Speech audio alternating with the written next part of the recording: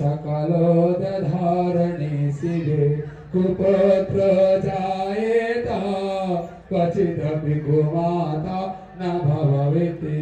पुत्रेभ्यां पुत्रास्ते जननि बहवः सन्ति सरला परं दयसामाद विरलतरलो हम तव सुता मदीयो अमुदागा समुचितमिदमण तव शिवे कुपुत्र जायेत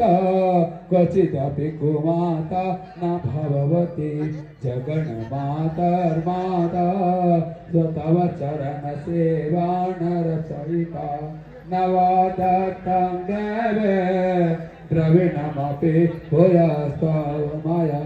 तथा वेदं देहा मयि निरुपम यत प्रकुरुषे कुपुत्र जायेत